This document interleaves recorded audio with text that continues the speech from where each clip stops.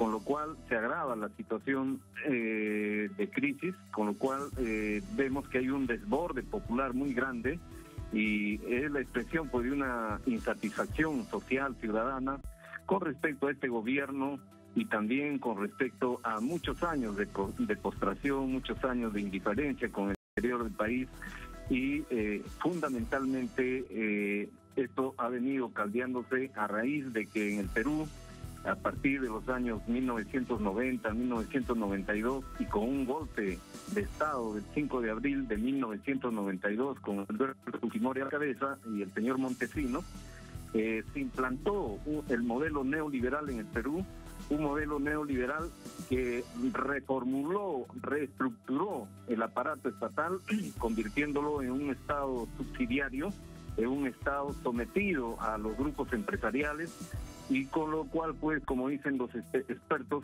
se construyó una república empresarial, alejado de los intereses nacionales, alejado de la población. Es cierto que en términos económicos ha habido crecimiento, pero ese crecimiento no ha significado desarrollo para el país. Ese crecimiento no ha significado educación, salud, seguridad social, vivienda, energía eléctrica, gas para los pueblos del Perú. Y en estos días lo que estamos viendo es ese rechazo, ese hartazgo. Pero además también hay una situación histórica en el país, hay un resentimiento social muy grande, muy profundo por la discriminación y el racismo que ha imperado en el país, principalmente impuesto después de la independencia de Perú de 1821 en adelante. Los criollos que construyen la República Peruana construyeron un país de espaldas a la población indígena, a los negros, a esa vasta población que nunca tuvo acceso a las decisiones estatales, a las decisiones fundamentales para el país. Entonces, todo eso, a 201 años de vida republicana, hoy está estallando. Pero todo esto, como repito, se ha profundizado con el modelo neoliberal, sí, que ha sometido los recursos naturales a manos privadas extranjeras, a los grandes capitales, y también a una economía pues primaria exportadora, ¿no?, que no reporta beneficios para el país. Ese llamado del milagro de la economía peruana se refleja solamente para unos sectores, pero no para la mayoría de la población, que ve cómo se empobrece año tras año. Y esto que usted nos dice, la radiografía, con tal exactitud, José, de la expresión en las calles a lo largo y ancho del país. Volviendo al tema del Congreso, tenemos en la parte baja de nuestra pantalla este pedido de adelanto de elecciones a través de Fuerza Popular y de Alianza para el Progreso, dos partidos de la extrema derecha que van unidos, que van en la alianza dentro del Congreso. ¿Es una trampa o realmente puede plantear una solución a esta crisis política? No, una solución no va a ser. Lo que en estos días la población está reclamando es, en primer lugar, la traición de Dina Boluarte, porque Dina Boluarte fue parte de la fórmula presidencial con Pedro Castillo, y Dina Boluarte en un discurso bien comentado en Puno dijo que si Pedro Castillo se iba o lo vacaban o salía del gobierno, ella se iba con Pedro Castillo, y eso la población lo tiene bien claro. Y para la población peruana la palabra es importante.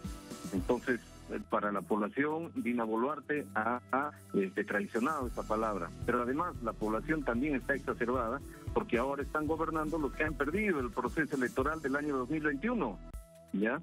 Están gobernando los grupos de derecha que han sido derrotados en las ánforas electorales. Entonces eso ha generado un enorme malestar en la población. Y en tercer lugar, la forma como Dina Boluarte y los grupos empresariales y las Fuerzas Armadas y policiales y los partidos de derecha han respondido a este movimiento social grande y significativo en el país. Ya estamos bordeando los 60 muertos en el Perú. Casi 44 de esas muertes son por proyectiles de las Fuerzas Armadas o policiales, dirigidas directamente al cuerpo de las personas. Sí, José, entonces el estado de la población. Eso que usted de hecho nos dice está reflejado, detallado en el informe que la víspera presentaba el Consejo Nacional de Derechos Humanos del Perú. ¿Cree usted entonces que no hay una sana intención, por plantearlo de alguna manera, por parte de estos movimientos de extrema derecha? Lo que están buscando es encontrar una solución en medio de esta crisis, es decir, pescar en río revuelto, y usted cree que de ahí no saldría nada bueno si se plantea y si se debate, veremos lo que suceda esta noche, y se vota el adelanto de elecciones. Bueno, el adelanto de elecciones va a ser una válvula de escape, que no es la salida de fondo, sino la salida de fondo es el cambio del modelo neoliberal y el cambio constitucional, porque estamos con la constitución neoliberal de 1993 del fujimorismo. Es una constitución muy parecida a la constitución pinochetista de 1980. Entonces, una salida de fondo va a ser ese cambio y ese proceso refundacional del Perú. Mientras tanto, como un desfogue, como una salida parcial, es este pedido de adelanto de elecciones, que no va a resolver seguramente muchas cosas. Sin embargo, esto amenguaría siempre y cuando vaya de la mano de una convocatoria a un referéndum constitucional. Lo que la población está pidiendo también es que se consulte al demos, al pueblo, si se convoca o no a una asamblea constituyente para elaborar una nueva carta constitucional, porque lo que ocurre es que la Carta Constitucional de 1993 de Fujimori y Montesinos ya no permite resolver los grandes problemas del país. Y la gente ya está cansada con esta forma de explotación y de saqueo de los recursos y de los bienes del Estado Nacional. Sin duda. Entonces, un proceso electoral para diciembre de este año, si es que se aprueba, u octubre, aunque la propuesta es para diciembre y la reconsideración ha sido ganada por 78 votos, si es que se da, amenguaría. Pero además, la población está solicitando que si se va a Dina Boluarte, si se convoca nuevas elecciones, tiene que ser con la salida de Dina Boluarte y tiene que ser con también la salida de esta mesa directiva del actual Congreso, y que se elija una mesa directiva distinta, porque constitucionalmente, de acuerdo al artículo 115, lo que ocurriría es de que si Dina renuncia, asuma la presidencia del Perú el presidente del Congreso de la República, y el actual presidente del Congreso de la República es el señor Williams, que es de una facción bien derechista que la población no va a aceptar. Entonces, esta salida, digamos, transitoria, es una propuesta compleja. No es solamente la... ¿Y será, José, permíteme preguntarte, si será eso entonces la estrategia del fujimorismo, de nuevo captar el poder, y ahora no detrás, sino de frente, quitándose la máscara de frente, de nuevo captar el poder político y el poder institucional del Perú? Con el adelanto de elecciones, con el señor Williams como presidente del Congreso, con unas elecciones en donde el fujimorismo tiene distintos sectores, desde hace muchas décadas, usted bien lo recordaba, cooptados para hacer una campaña rápidamente. Claro, y además hay que tener en cuenta que el fujimorismo, en alianza con Renovación Popular y Avanza País, han planteado también remover a los actuales miembros del Jurado Nacional de Elecciones y de la Oficina Nacional de Procesos Electorales, con lo cual ellos quieren tener sus propios árbitros para ir a un proceso electoral, quieren manejar la normativa electoral, que si se da de esta manera va a ser una trampa, y la población no creo que lo acepte. Entonces el fujimorismo está jugando de esa manera a mantener el control del Parlamento y luego hacerse del gobierno. Entonces es una movida haciendo ahora la derecha en el Perú para mantenerse, porque ya en estos momentos la derecha peruana, la derecha más oscurantista, más retardataria, más conservadora en el Perú, ya tiene el control del legislativo, tiene el control del ejecutivo, tiene el control del poder judicial, tiene el control de la Fiscalía de la Nación, controla el Tribunal Constitucional, está controlando la Defensoría del Pueblo, entonces tiene casi todos los aparatos del Estado manejados. Lo que ahora quieren es, con un proceso electoral, legitimarse y legalizar su presencia en un gobierno de aquí al 2026. Tienen que suceder muchas cosas para que el pueblo deje de movilizarse y deje de expresarse de esta manera. Desde movimientos progresistas o de izquierda, ¿cuál es la posibilidad en caso tal de que sea un hecho que se adelanten las elecciones para este año, aunque pasará todo el año? Y bueno, no se imagina uno qué escenario pueda venir en adelante con lo que ya hemos visto, con más de 60 personas muertas, 47 de ellas según la Comisión Nacional de Derechos Humanos del Perú, a manos de la fuerza pública. Claro, lo que está ocurriendo en estos momentos es de que desde el lado del progresismo y de la izquierda, actualmente podríamos decir que se tienen dos partidos políticos con inscripción en el registro electoral, Perú Libre y Juntos por el Perú. No se cuenta con más opciones. Por ello es que se viene un planteamiento que se estuvo haciendo hace algunos días, es de que también se abra las posibilidades de nuevas inscripciones para que el movimiento popular, que como ustedes seguramente habrán podido captar, es un movimiento popular que se ha desbordado, que no tiene una articulación y centralización como se ha dado en otros tiempos. Es un movimiento popular vasto que seguramente en términos electorales va a tener también una expresión y representación diversa. Entonces lo que se quiere es pues que se abran los canales electorales para que estos sectores puedan participar. De lo contrario, el progresismo, la izquierda, la centroizquierda no van a tener más que estas dos opciones. Y ahora tenemos pues dificultades con Perú Libre, ¿no? Luego de lo que ha sucedido en el gobierno, de los desencuentros que han tenido con Pedro Castillo, de la forma como han manejado el Ejecutivo, de la forma como han puesto funcionarios, etcétera. Por ejemplo, en las elecciones regionales y municipales de octubre del año pasado, Perú Libre ha quedado bien relegado, al igual que Juntos por el Perú. Entonces su situación tampoco es, de una buena perspectiva. Entonces ahí la derecha seguramente va a aprovechar también esa situación. Pero lo que sí no se puede negar es que las inmensas olas de ciudadanos, de gente de Lima y del interior del país y de jóvenes que se están movilizando en estos días es de rechazo a la derecha, es de pedir que se vaya Dina Boluarte, es de pedir que se instale un gobierno de transición, que salga esta mesa directiva, que se instale otra mesa directiva que sea de consenso y que se convoque a un referéndum constitucional. Creo que ahí la población se va a mantener y esto está creciendo. Cuando todos creían que esto ya se iba a pagar, está sucediendo lo contrario. Ahora se ha cerrado la carretera central, se están sumando regiones del centro del país y esto pues puede terminar en una situación bien fuerte y el gobierno está endureciendo sus medidas. Como nunca antes hemos visto un comunicado conjunto del Ministerio de Defensa y el Ministerio del Interior amenazando que ellos son los que van a poner orden. Entonces ya vemos que por ahí esto se puede seguir tiñendo de más sangre en los próximos días.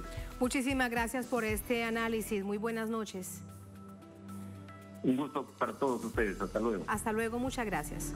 Así vamos a la primera pausa en esta emisión de Es Noticia. Al volver en Noticia, Honduras.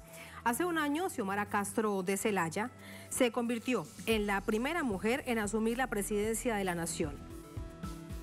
Refundar el país fue su promesa de antes y de ahora, que pasa por superar la profunda crisis dejada por el gobierno de Juan Orlando Hernández, hoy en una cárcel en Estados Unidos, precisamente por narcotráfico. Lo analizamos al volver. Estamos en Es Noticia.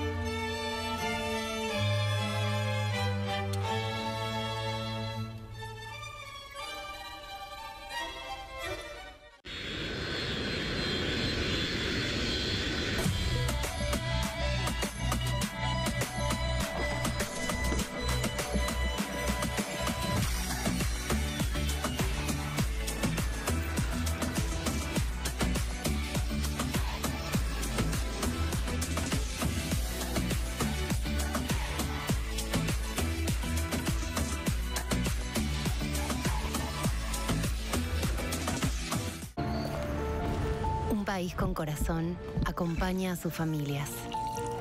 En un país con corazón, los mayores están protegidos. Un país con corazón iguala los derechos de sus madres y las oportunidades de sus hijos y de sus hijas. Un país con corazón los ayuda a progresar. Somos un país con corazón. ANSES, en cada etapa de tu vida.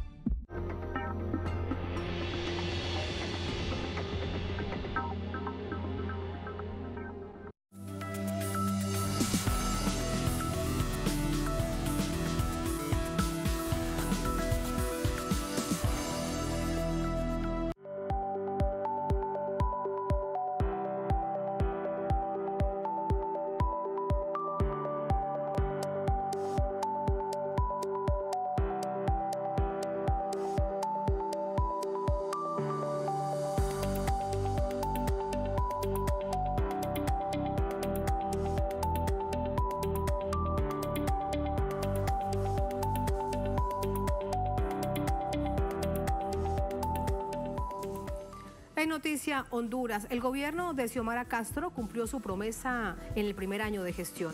La situación recibida de la administración anterior ha generado inconvenientes en la implementación del plan de gobierno. Sin embargo, hay buena evaluación para la gestión de la presidenta Xiomara Castro. Vamos a ver. Según el informe oficial de gobierno, la administración de Xiomara Castro heredó de la administración de Juan Orlando Hernández un país con un crecimiento de la pobreza general sumado a deuda externa e interna que se triplicó en los últimos 8 años. La perspectiva que hay una esperanza sobre todo de cambio porque el gobierno anterior había destruido la institucionalidad, el Estado de Derecho y por ende se veía reflejado en la situación socioeconómica del país, un país que tiene el 75% de personas en condiciones de pobreza. La percepción del primer año de gobierno es favorable desde algunos sectores, como el agrícola, quienes esperan más apoyo para el segundo año de mandato. Acuérdese que se tomó el país muy duro económicamente, ¿va? Y mucho descontento social. Y a pesar de eso, creo que los programas sociales que ha implementado la presidenta van mejorando. En nuestra zona sí ha habido respuesta. Llegó para esta ocasión, llegaron a nuestra zona, llegaron 1.300 bonos que nunca habían llegado, esa cantidad de bonos. Al departamento llegaron alrededor de 21.500 bonos para cuestión agrícola. La mandataria hondureña ofreció en su discurso inaugural un proceso de refundación para buscar mejorías a nivel de empleo, educación, salud y seguridad, pero algunos consideran que aún no se logra la inclusión de todos los sectores. Hace falta más la participación ciudadana, es decir, que cada cosa que se haga dentro del gobierno sea consultado. Se están cumpliendo algunas de las promesas de campaña formuladas por la presidenta Xiomara Castro, pero hay muchos retos que alcanzar y que asumir en este próximo año. La deuda externa es otra de las complicaciones que enfrenta el gobierno de Castro, por lo que los expertos señalan que tiene que realizarse una auditoría forense y renegociar con los organismos de crédito internacional. Lo que se necesita es la auditoría forense de la deuda, saber también el procedimiento de contratación de este endeudamiento para también una negociación franca con los organismos internacionales y con los organismos nacionales, sobre todo el sistema financiero. Para el gobierno de Xiomara Castro, este segundo año será vital para sentar las bases de un proceso de refundación que se enmarca en garantizar a la población los derechos más importantes. Hilda Silvestrucci, Telesur Honduras. Así entramos con el análisis. Para ello nos acompaña Julio Raudales. Es el rector en la Universidad José Cecilio del Valle, nos acompaña desde Tegucigalpa, la capital de esta nación centroamericana. Julio, bienvenido, muy buenas noches. ¿Cómo está, profesor? Muy buenas noches, Tatiana. Qué gusto estar contigo y con el público de Telesur. Muchísimas gracias. Primer año de gestión del gobierno de la presidenta Xiomara Castro de Celaya, la primera mujer que además llega a ocupar la primera magistratura del país en un momento extremadamente complejo. Si partimos del año 2009 del golpe de Estado al presidente Manuel Zelaya, recibe ella después de esos 3 gobiernos? País en crisis, país con problemas serios en la institucionalidad, corrupción, narcotráfico y más pobreza. ¿Cuál es su balance en medio de todo esto, de este primer año de la presidenta Xiomara Castro? Tal cual, Tatiana. Creo que este año y hace exactamente 365 días estábamos todos los hondureños asistiendo al ascenso triunfal de un gobierno que fue derrocado en el año 2009, pero que logró sobreponerse en un tiempo récord. Estábamos recordando con unos amigos precisamente hoy que el último caso de este tipo que habíamos visto era Perón, que cayó en 1952 y que recién pudo regresar al poder en 1973, es decir, 21 años después. Sin embargo, la presidenta Xiomara Castro y el Partido Libre llegaron al poder apenas 12 años después de haber sido derrocado con un golpe de Estado el presidente Zelaya. Y digamos, hace un año todo era triunfalismo en el país. Evidentemente, como bien dices, Tatiana, la situación es compleja, no solamente desde la perspectiva interna, en donde hay un país muy dividido, de tal manera que el mismo Partido Libertad y Refundación de la presidenta Xiomara no tiene mayoría en el Congreso Nacional, y eso evidentemente afecta muchísimo las posibilidades de avanzar más rápidamente en las reformas propuestas, pero además tenemos el ingrediente adicional, Tatiana, de una crisis internacional muy fuerte, con una guerra en el este de Europa que ha afectado los precios internacionales, ha subido las tasas de interés y evidentemente a una economía pequeña y abierta como la de Honduras, pues le genera un impacto negativo muy fuerte con el que ha tenido que lidiar también el gobierno actual de la presidenta Xiomara Castro, ¿no? Con respecto a la política interna, ¿cuál ha sido el primer y principal escollo de la presidenta Xiomara Castro? Le planteo uno, las serias dificultades de gobernar con el vicepresidente que además acompañó durante todo el proceso de elecciones al gobierno ahora en funciones. Si esto con Salvador Narrala es realmente un verdadero problema o hay razones para pensar que se pueda solucionar. No, mira, para ser honesto, Tatiana, la figura del designado presidencial en Honduras históricamente ha sido más bien ornamental, ¿verdad? Y decía Mario Benedetti que todo vicedios siempre es ateo, ¿verdad? O sea, no es nada sorpresivo tampoco. Incluso en este momento estamos viendo en el Perú una situación en donde una vicepresidenta pues logra tomar el poder también. Y evidentemente esto es el reflejo de las discrepancias internas que pueden haber entre la misma fórmula presidencial. No es la primera vez que sucede, pero tampoco es una cuestión tan grave, como para decir que puede desestabilizar el gobierno. Hay algunas otras acciones, como te decía, Tatiana, el hecho de no tener una mayoría en el Congreso Nacional es una cuestión que sí definitivamente ralentiza cualquier esfuerzo que pueda hacerse, ¿verdad?, para poder generar cambios, y ese ha sido un escollo muy importante para que se puedan dar algunas de las reformas que ha venido pretendiendo hacer la actual administración. Sin embargo, yo quisiera enfatizar, Tatiana, que uno de los elementos que históricamente afecta al país es el tema internacional. Cuando en Honduras la coyuntura crítica de los mercados internacionales es positiva, le favorece, es decir, cuando los precios de los commodities que Honduras exporta al mundo y cuando sobre todo el precio de materiales como el petróleo y otros están más bajos, entonces evidentemente esto favorece a la política interna del país. Pienso que la presidenta ha hecho esfuerzos, ha cumplido con casi todos los elementos de política que se propuso en su campaña, pero evidentemente cambiar al país en 365 días es imposible. Los resultados tenemos que juzgarlos de aquí a 2 o 3 años, ¿no?, de las medidas que se están tomando actualmente para revertir este proceso de deterioro económico y social que se había dado en los años anteriores. Pero puntualizando nuevamente en tu pregunta, Tatiana, creo que el hecho de tener, digamos, a una persona díscola dentro de la dentro de la fórmula presidencial no es un elemento que puede afectar negativamente, ¿no? Sí, ahora con respecto a la relación con el gobierno de Estados Unidos, ¿cuál es su precisión con respecto a ello? Porque entra y sale a través de sus representantes, embajador en este caso, y pareciera que no es muy claro si apoyan o si no apoyan, o si hay una buena relación, o si se basa realmente en, digamos, declaraciones de mera diplomacia y detrás están tratando de generar desestabilización al gobierno de la presidenta Xiomara Castro.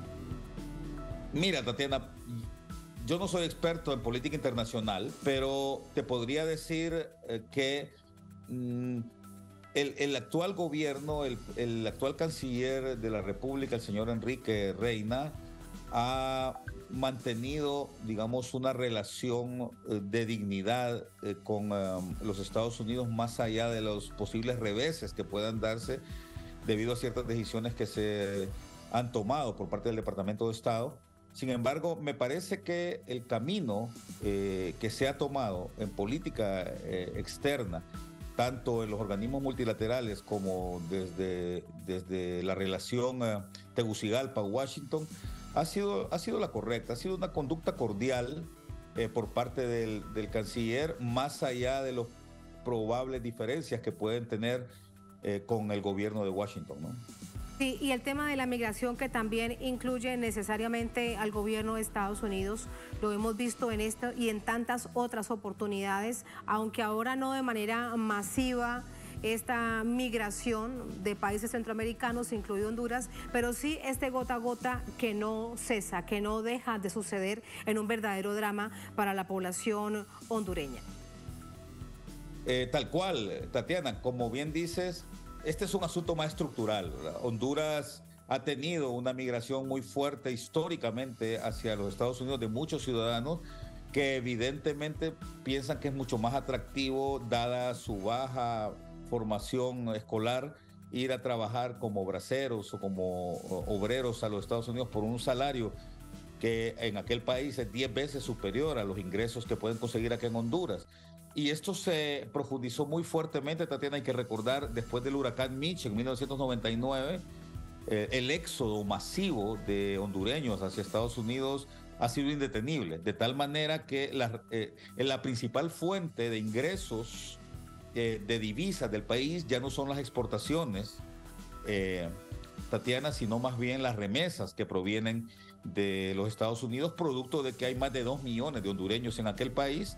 Es decir, estamos hablando que aproximadamente el 20% de la población hondureña está en los Estados Unidos y ante este atractivo de mayores ingresos, pues pareciera que no hay forma de disuadir a la gente para que deje de irse a aquel país, y esto constituye un problema en la relación bilateral que se puede tener con los Estados Unidos, quien evidentemente no se muestra para nada simpático con esta situación, ¿no? Así es que vamos a tener que buscar formas de mejorar nuestros ingresos. Es la única manera en que podemos lograr una reversión en esto, lograr que en el país haya más inversión, y creo que debe ser parte de la agenda de la actual administración en los próximos 3 años, atraer inversión nacional e internacional, de manera que pueda haber mayor oferta de puestos de trabajo y que esto genere entonces las posibilidades de que haya un mayor ingreso de la gente y estos decidan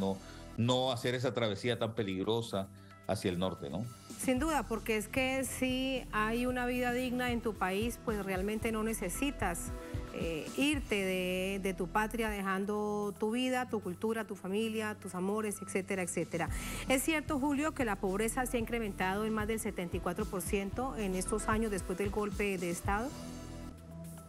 Yo he trabajado muchísimo ese tema, afortunadamente, y me gusta que me hagan ese tipo de preguntas, Tatiana. Así es que sí, te diré que en el año 2008 la pobreza en Honduras bordeaba aproximadamente el 38%, y en la actualidad ha subido en más de 20 puntos la pobreza, ¿no?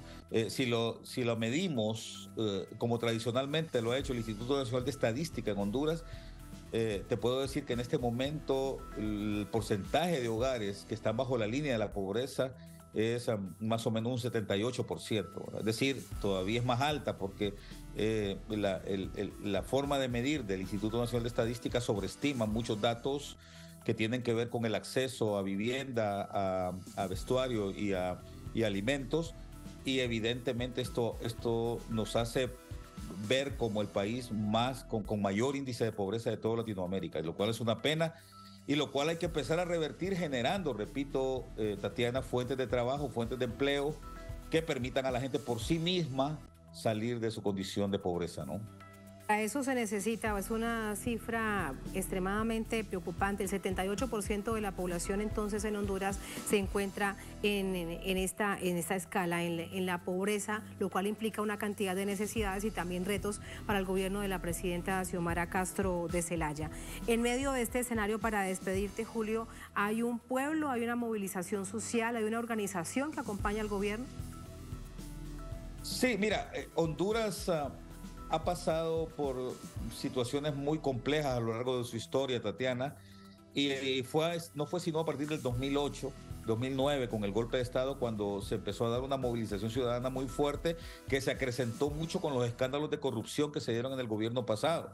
Entonces ya tuvimos una serie de marchas, de movimientos de indignados que al final concluyeron con este triunfo arrollador que tuvo la presidenta Xiomara Castro el año pasado, y esto definitivamente muestra que hay un cambio, que hay una evolución social en el país, que creo que si aprovechamos bien, Tatiana, puede servirnos muchísimo para salir adelante. Muchísimas gracias, Julio. Gracias, profesor, por ese análisis. Muy buenas noches. Como siempre, es un gusto hablar para Telesur, Tatiana, así es que un saludo y un abrazo a toda Latinoamérica. Un abrazo, muchas gracias, hasta luego. Así vamos a la última pausa en esta emisión de Es Noticia. Al volver en Noticia, Ecuador. A pocos días de las elecciones locales y del referendo de reforma constitucional, 3 candidatos han sido asesinados. Además, se han registrado 15 atentados contra aspirantes y sus familiares. ¿Qué hay detrás de esta violencia político-electoral? Vamos a averiguarlo al volver. Estamos en Es Noticia.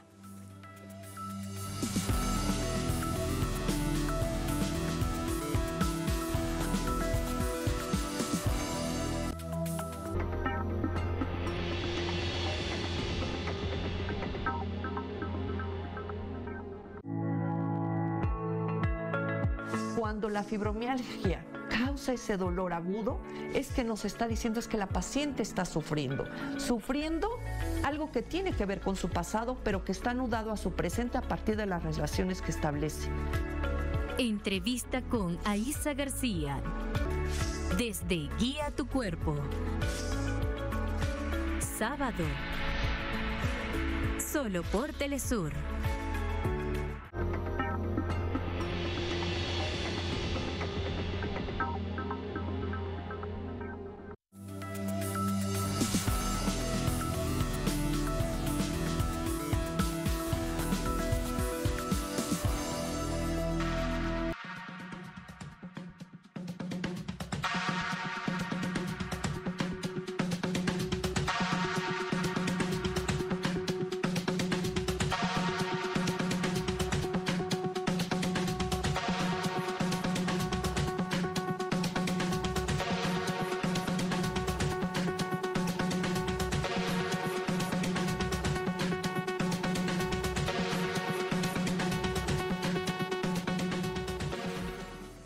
Noticia Ecuador, los niveles de inseguridad, violencia y corrupción son los principales problemas que permean el proceso electoral que vivirá el país andino el próximo 5 de febrero, donde se elegirán autoridades locales y se someterá a votación la cuestionada consulta popular que impulsa el gobierno del presidente Guillermo Lasso. Vamos a verlo.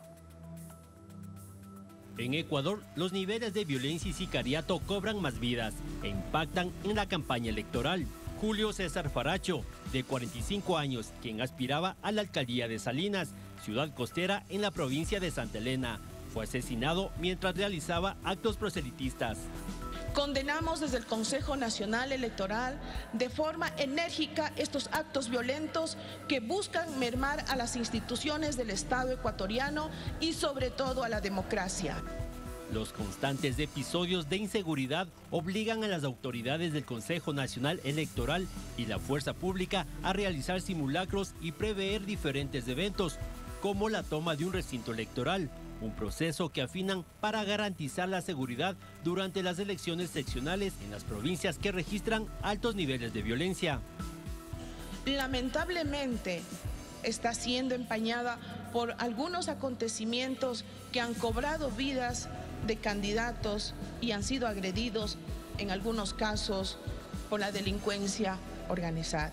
Los hechos de violencia continúan durante los primeros días del año en la provincia de Guayas, principalmente en la ciudad de Guayaquil, donde se ha registrado en 2 semanas 56 homicidios. Las proyecciones que la propia policía, de informes de la policía, reflejan para este año es que el escenario va a ser incluso peor, ¿no? Vamos a ver mucha más violencia, incremento de muertes, de sicariatos. ¿Y por qué? Porque no hemos observado ningún cambio en la orientación de las acciones de gobierno. No puedo hablar ni siquiera de una política o una estrategia porque es inexistente, no se observa nada. La reciente publicación realizada por la firma Gallup señala que un 64% de los consultados afirmó sentirse inseguro. Según este sondeo, Ecuador sería el país más inseguro de Latinoamérica. El gobierno de Guillermo Lasso comenta que se encuentra combatiendo este y otros problemas. Estamos luchando contra esta realidad. Yo comparto la preocupación de la familia ecuatoriana. La angustia que eso significa, yo la siento también y la siento por mi familia y la siento por todos los ecuatorianos. Pero estamos trabajando. La inseguridad es tan solo una parte de las múltiples crisis que persisten. El país cerró el año 2022 con 4.603 muertes. Cifras alarmantes que preocupa a la población ecuatoriana, que acudirá a las urnas para las elecciones seccionales y consulta popular del 5 de febrero.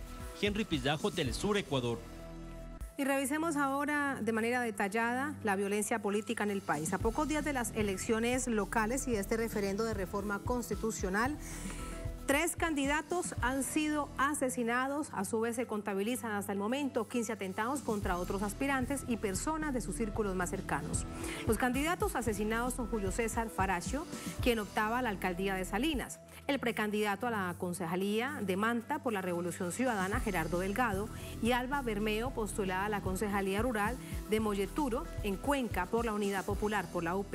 Además, ante las agresiones con armas de fuego, armas blancas y el uso de artefactos explosivos, otros aspirantes han reducido sus exposiciones en público. Ante esta situación, varios partidos políticos han solicitado con urgencia al Consejo Nacional Electoral esquemas de seguridad, es decir, que hagan algo.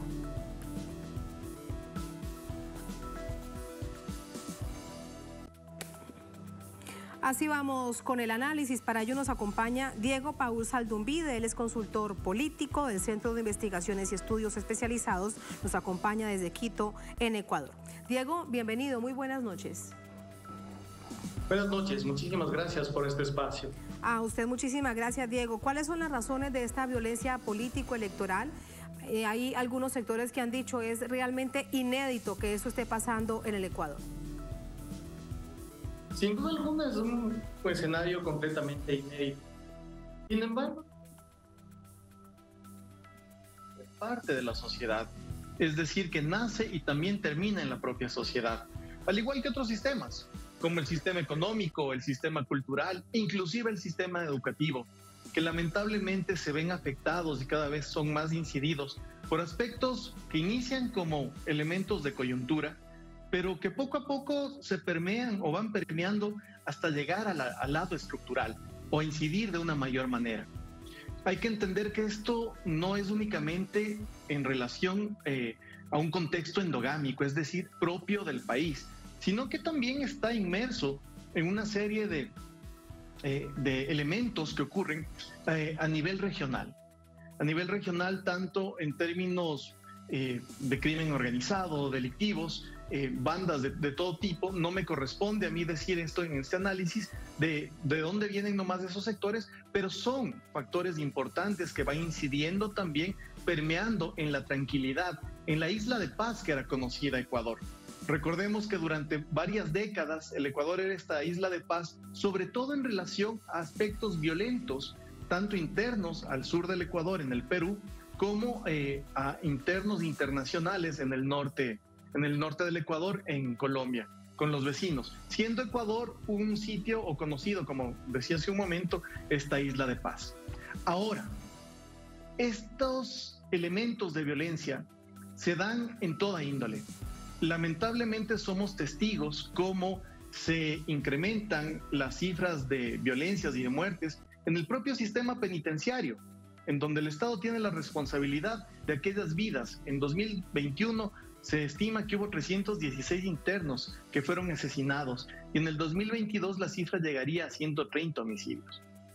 Además de eso, también tenemos una alta tasa de muertes por violencia en el país. 25.9 muertes muertes violentas por cada 100.000 habitantes. Sin descartar tampoco otros fenómenos como el feminicidio, que lamentablemente también ha crecido, y esto no necesariamente tiene una relación directa con bandas delictivas, sino más bien con esa costumbre o con esa nueva apropiación estructural de estos elementos que poco a poco van afectando también la convivencia diaria de todos los sectores. Sí. Son elementos que lamentablemente también llegan a la política. Y es por eso que necesitamos entender que no está la política aislada y no es únicamente que la política está siendo tomada expresamente por estas prácticas, sino que es un elemento más de la sociedad. Lo cual no quiere decir que no sea extremadamente grave. Queda solamente una semana para estas elecciones locales, para además este referendo consultivo que promueve, que realmente impuso el presidente Guillermo Lasso.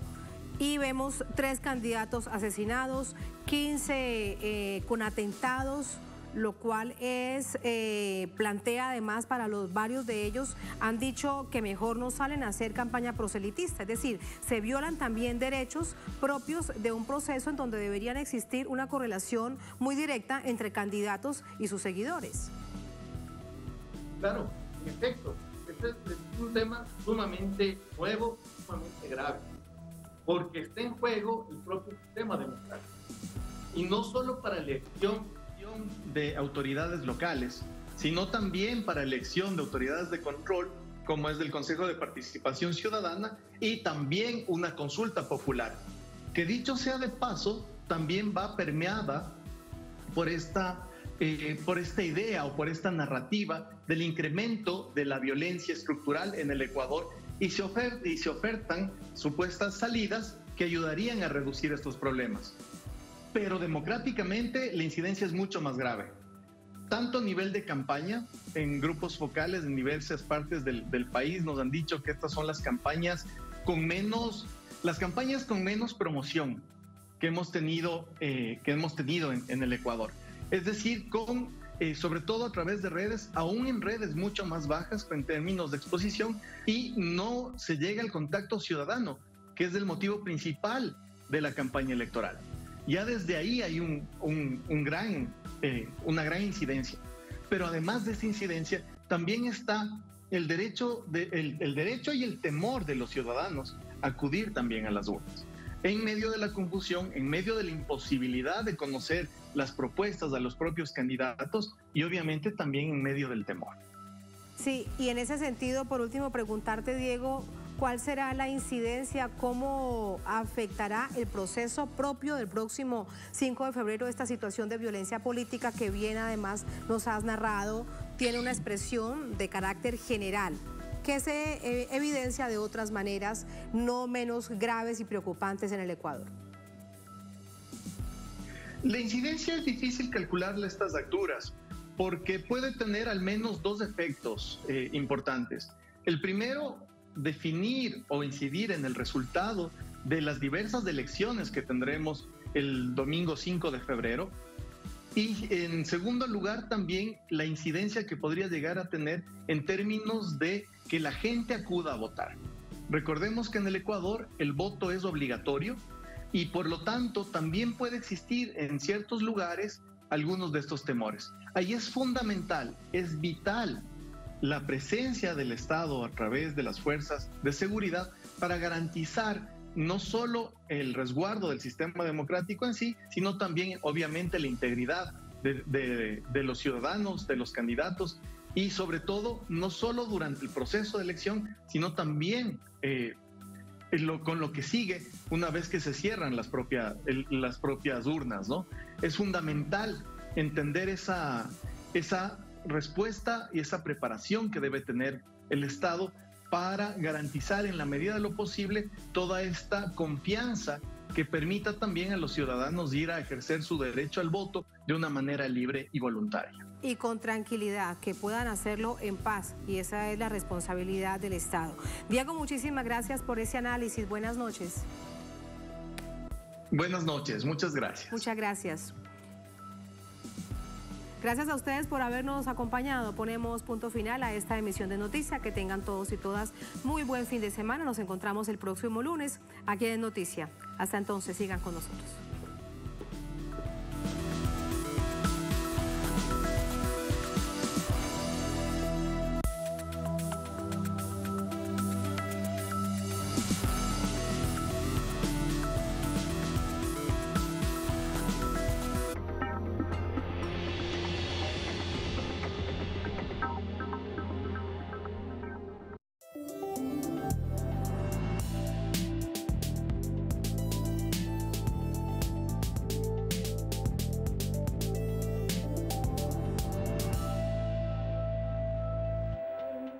Bienvenidos y bienvenidas a Enclave Política. Soy Orlando Pérez y les acompaño en los próximos minutos en esta reflexión en nuestra patria grande. Esta semana se vivió en Argentina un acontecimiento que da cuenta de un proceso en marcha, la integración latinoamericana, con una novedad que alerta a los expertos. Brasil y Argentina lanzan la moneda común, o al menos ese es el propósito que se plantearon en esa reunión. La cumbre de la CELAC además tuvo un actor protagónico en la integración como es Luis Ignacio Lula da Silva. Con él además se perfilan algunas acciones que deberían incluir, por ejemplo, la agenda que dejó pendiente la UNASUR. De todo esto queremos conversar con la licenciada en Ciencia Política por la Universidad de Buenos Aires, magíster en Estudios Latinoamericanos y doctora en Ciencias Políticas, Victoria Darling. ¿Qué tal, Victoria? Qué gusto tenerla por acá. ¿Cómo estás? Buenas, Orlando. Gracias por la invitación. Muchas gracias por atender esta invitación, por supuesto. Y de entrada, ¿qué significado le damos después de 2 días de la reunión de Buenos Aires a la cumbre de la CELAC? ¿Hasta dónde esto, como eco político, como amplificación del pensamiento y la reflexión latinoamericanista, va a tener una continuidad en esa misma dimensión? Decimos que hay algunos hitos, ¿no?, que iluminan a veces ciertos procesos y efectivamente este es una promoción así, un nuevo impulso explosivo a la integración regional. Es muy interesante. Tal vez la pregunta que quepa es si integración regional hoy, digamos entrando en la tercera década del siglo XXI, es efectivamente un eufemismo o es efectivamente una propuesta material y concreta en términos estratégicos, ¿no? ¿De qué estamos hablando cuando hablamos de integración? En un contexto latinoamericano con golpes de Estado, destitución de presidentes democráticamente electos, procesos populares así convulsionados, ¿no? Un intento de golpe de Estado a Lula previo a la cumbre de la CELAC, muy peculiar, muy violento y al mismo tiempo en proceso en tiempos en que él estaba relanzando la integración con América Latina. Yo creo que hay 3 elementos que hay que tener en cuenta que se destacaron en la cumbre de la CELAC y que dicen mucho de la actual convergencia de intereses latinoamericanos, digamos, con todas sus contradicciones. En primer lugar, el regreso de Brasil.